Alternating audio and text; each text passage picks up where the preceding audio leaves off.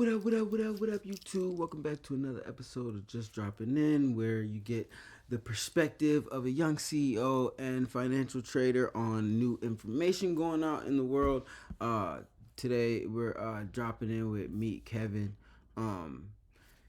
He's one of the more updated folks. He stays pretty in the mix. So when I get some new information, you know what I'm saying, new big headlines pop out, you know, we pull the camera out and we react to it live. So I haven't seen this video yet. I don't know what it is, but I know that it's talking about Trump making some type of U-turn with this health people. So let's see what they're talking about. Donald Trump just addressed the Davos World Economic Forum. Actually, and before I get all the way into it, if you're gonna get value out of this, which you are, because you know you get the perspective of, you know, one of the best financiers out here doing it, hit that like button, hit that sub button, and the bell icon to make sure you get notified when we drop more videos. You know what I'm saying? All right, good. And he changed his tune on a few things, and I wanted to give you a heads up on these, not only from the point of view of taxation, but also Russia, Ukraine, and most importantly, crypto, for a lot of folks standing by for that crypto announcement today. And this is because Senator Loomis suggested, hey, stay tuned for a crypto announcement. Well, Donald Trump did drop the word crypto and becoming a great crypto nation. He didn't mention anything regarding what the crypto nation is looking for, which is that establishment of a strategic cryptocurrency reserve. Maybe that's going to come in partnership with El Salvador, some folks are hoping for. Donald Trump has said that the strategic Bitcoin reserve the United States has would simply consist of cryptocurrencies in total, that includes Bitcoin or other cryptocurrencies, that are seized from criminals and then held.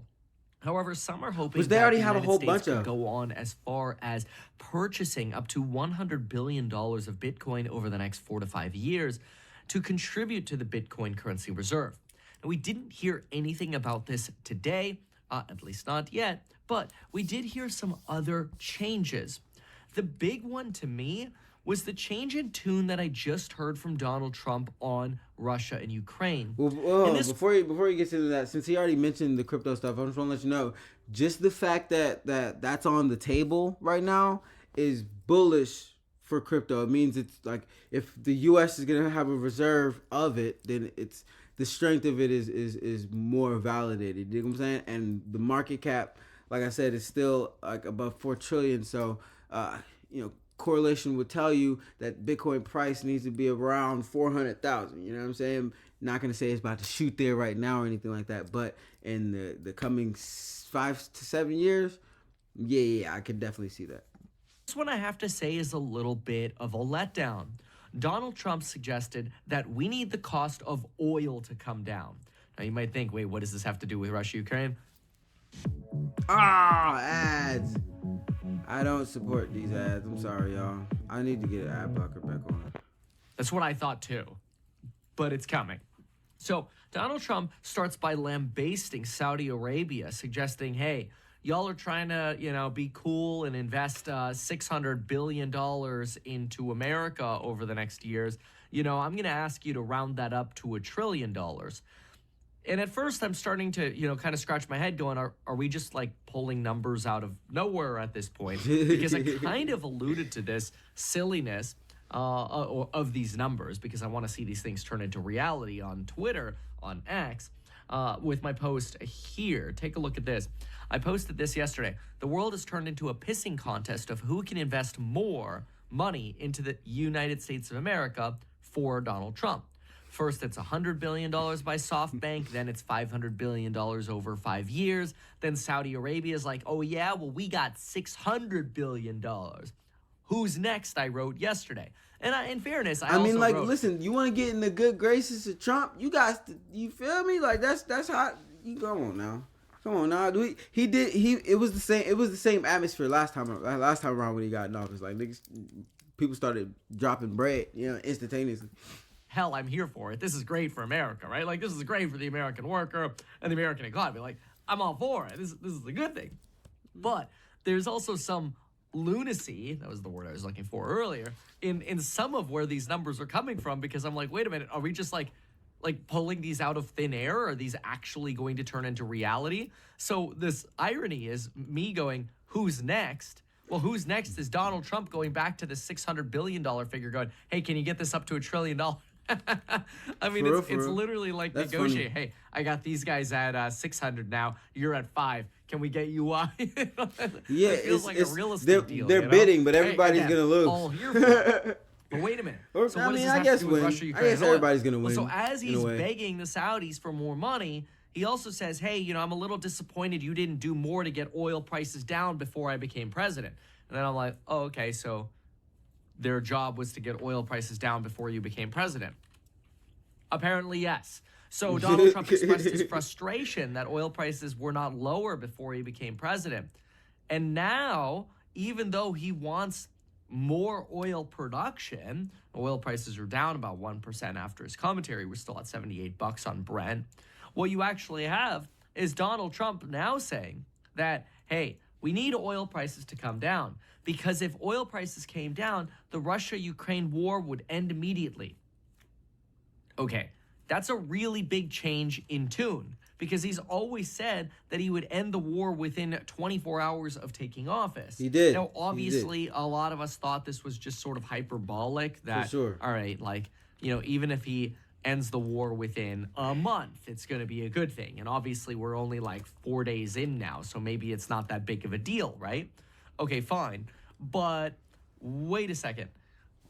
Now, all of a sudden, the war in Ukraine between Russia and Ukraine is not going to end until oil prices come down.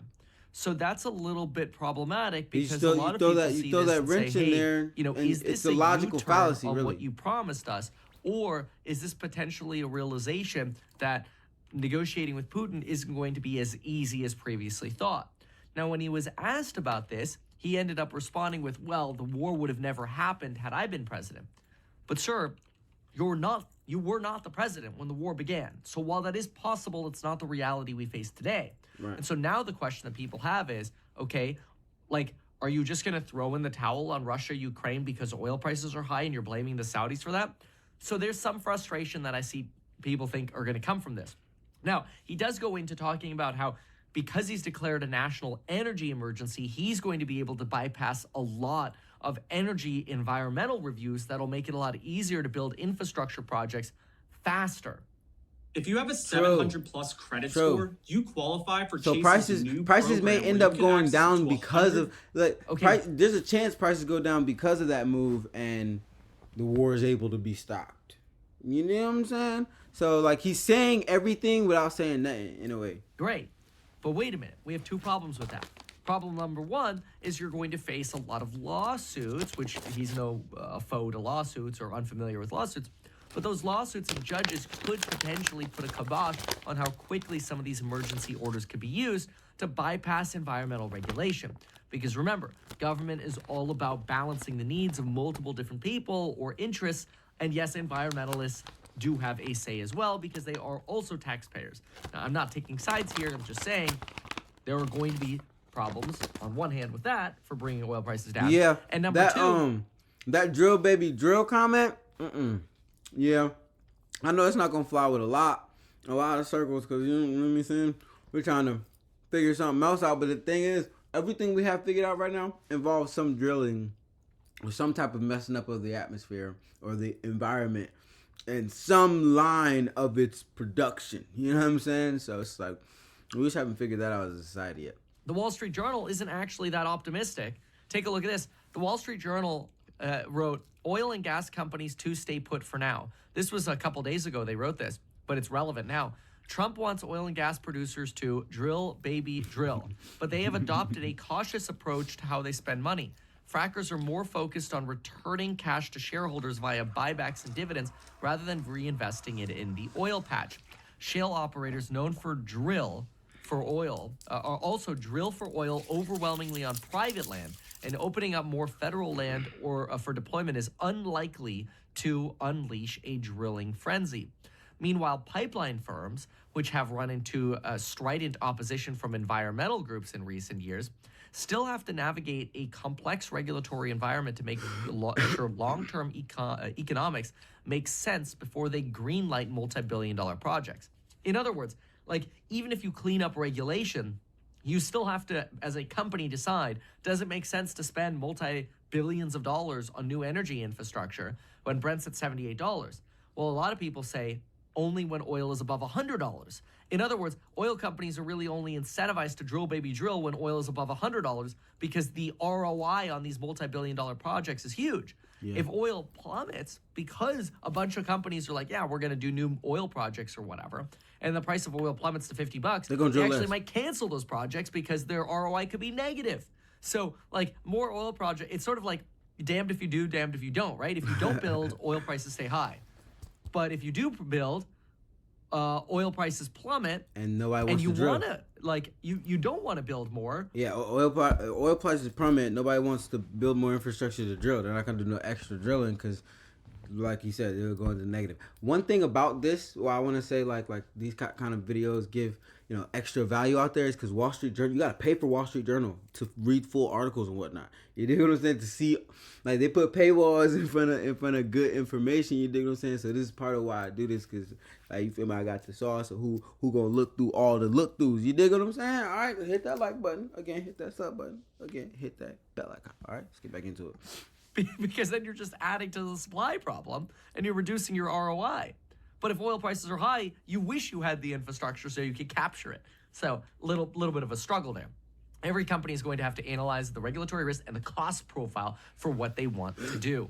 Exactly. So this is just those are two problems here. But the reason I bring those up again now is because those two problems say, all right, does that mean the war in Ukraine is just not going to end because oil prices now are going to stay high? Yes, kind of stagnant at where a lot of people are going to go, you said 24 hours. Again, let's give them the benefit of the doubt. Let's call it 24 days.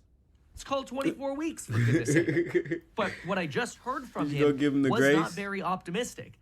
I would have expected a lot more optimism. That, yes, it wasn't within 24 hours. Okay, hyperbolic, get it. But now it sounds like we're throwing in the towel on Russia-Ukraine until oil prices come down. I'm very disappointed in that. Anyway, then Donald Trump says that interest rates need to come down now around the world. He's going to push for that to happen. He reiterates how he's trying to fix the border and all else. He came up with a new demand as well for NATO. He said he wants all countries in NATO to now contribute 5% of their GDP towards NATO funding, up from 2%. Listen to this. I mean, I think we were sending, that's about how much we were sending. Why we got these ads? This kind of, in some part, relates to the Russia-Ukraine situation again, because the Russia-Ukraine situation is going to be expensive for longer, sort of like higher for longer. Costs are higher for longer. And so now it's like everybody needs to contribute more because we're going to be at war with Russia-Ukraine for longer. It sort of feels like a tacit admission that this war is going to go on longer. Now, he does say we'll have rapid energy approvals. Again, though, that's sort of limited by the other issues that we just talked about. Yeah. Talks about building new electrical plants near infrastructure, including clean coal, bringing corporate tax rates down to 15% if you make your product in the United States for corporations and small businesses. I like hearing that.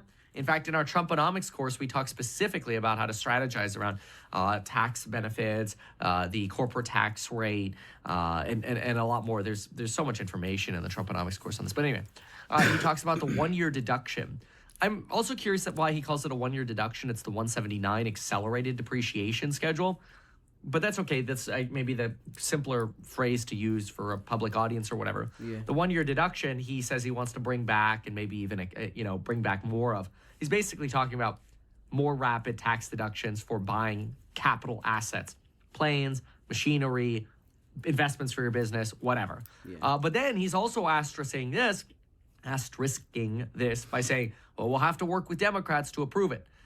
Well, that's mostly because if you want to get a big bill done, you got to have 60 votes, unless you could use budget reconciliation to get your big tax plan done. Budget reconciliation might be able to squeeze by without that filibuster-proof 60 votes. So that's why he says we'll have to work with Dems to approve it. It's also why he's cozying up to people like John Fetterman, who's already voted with Trump on some of the approvals for his cabinet. He says we'll do a deduction for businesses and small businesses. We'll bring corporate taxes down to 15%. Great. We'll make demands of other countries like Canada. We'll tariff you if you don't, balance out more with our trade policies. We don't need your cars, lumber, or gas, he says. We have enough in America. All right. Few things here. First, he says we're going to tariff you to balance this out, or you could always become a state. Okay, so he's sort of reiterating the idea of just become a state within America. This is sort of the American imperialism, which is interesting. I swear, the way Trump's going for Panama,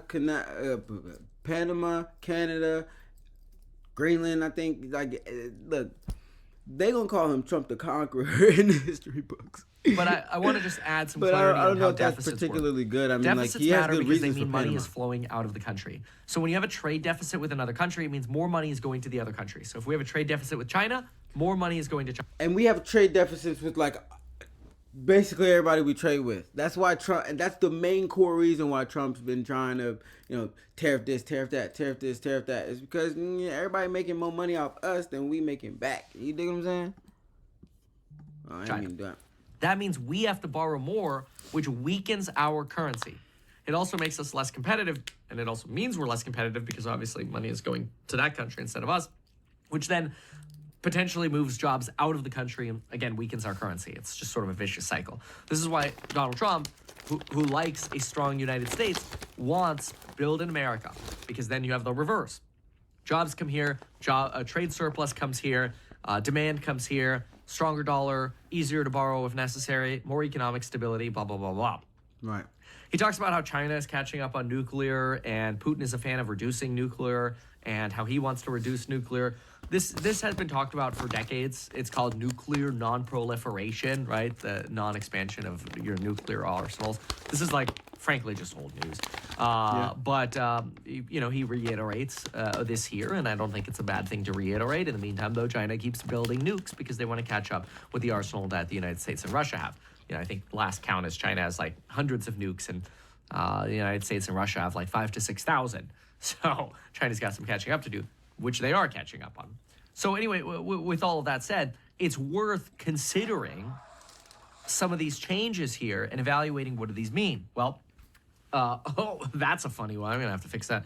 What it really means is you're in a situation where you're starting at the fourth day now of the Trump administration to see a little bit of a rollback on the side of Russia, Ukraine, also on oil. You're seeing a little bit of a rollback here. And then on taxes, he's already starting to point at the Democrats, going, hey, well, we're going to need the Democrats.